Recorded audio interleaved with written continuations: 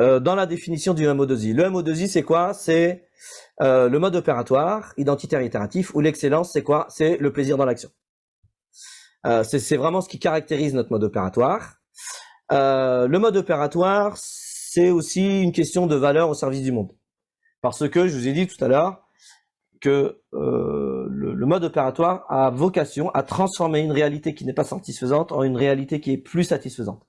Et dans la réalité qui est plus satisfaisante, ce nous on appelle l'objectif déclencheur dans l'excellence, l'objectif déclencheur correspond aux valeurs, aux idéaux vers lesquels tend la personne qui a cette excellence en particulier.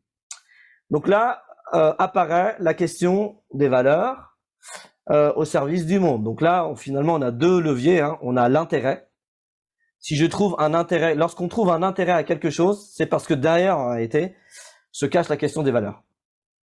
Les valeurs, c'est une forme de, si vous voulez, d'énergie motrice très inconsciente, très implicite, et qui permet vraiment de nous mettre en route et de tendre vers, je dirais, l'accomplissement de ces idéaux.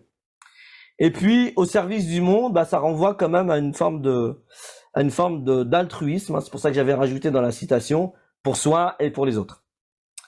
Le mode opératoire, c'est aussi la question de la reconnaissance de soi et des autres. C'est enfin se reconnaître, pas dans une forme de promotion de soi, mais reconnaître qu'est-ce qui fait ma singularité et finalement ma raison d'être. Qu'est-ce qui fait que je suis singulier et unique?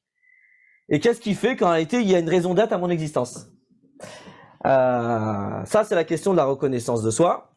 Et quand on se reconnaît soi-même, c'est plus facile de reconnaître les autres. Quand on reconnaît sa propre excellence, il est plus évident par la suite, par voie, je dirais, d'implication ou par voie de ricochet, de reconnaître l'excellence des autres. Et donc, de passer probablement, je dirais, d'une forme de relation un petit peu concurrentielle à une relation de complémentarité.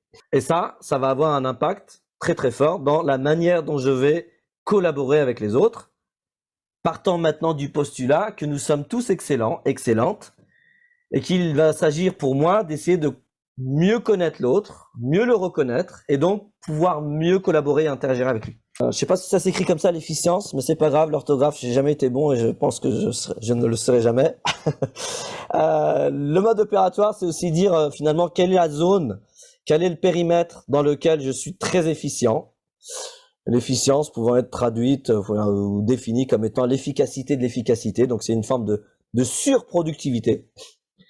Donc il y a un endroit où je suis royal, je suis presque irremplaçable, je suis hors norme, donc il y a une forme de extraordinarité, je suis extraordinaire à cet endroit-là, et ça renvoie à la notion d'efficience. Et enfin, le mode opératoire, c'est aussi la question du sens. Et en réalité, le sens dans ces trois dimensions.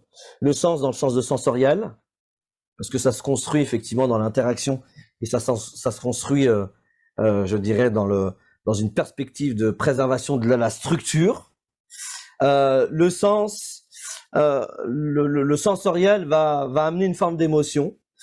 Et puis après, lorsqu'on monte encore d'un étage, on a le sens dans le sens de l'orientation ou de la vocation ou de la direction que je souhaite donner à ma vie, notamment ma vie professionnelle. Donc on voit que le mode opératoire, donc tous ces éléments-là que je viens de vous citer, ils sont liés, alors ils sont pas exhaustifs, hein, je vais me faire tirer les oreilles par Moulay et François, ils sont pas du tout exhaustifs, c'est quelques éléments, mais c'était juste pour mettre en relief ou les mettre en miroir avec un certain nombre de leviers que j'ai cités juste avant dans la question de l'épanouissement professionnel. Donc là on peut voir en réalité dans ces 5 éléments que j'ai mis au tableau, en réalité 6 ou 7 leviers qui participent à une forme d'épanouissement professionnel. Donc, j'en arrive à la conclusion.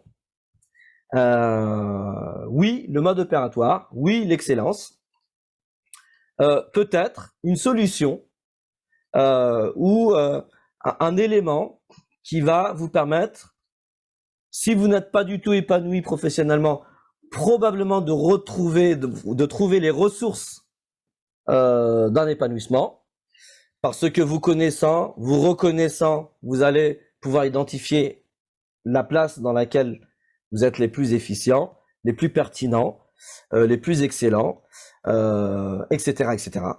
Là où vous prenez le plus de plaisir, là où il y a le plus d'intérêt pour vous et pour les autres.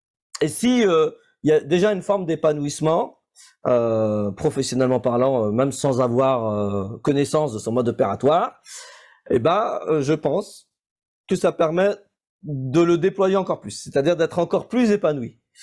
Parce que la différence, c'est que prenant conscience de son excellence, je serai dans une forme d'épanouissement, je dirais plus, parce que en toute conscience.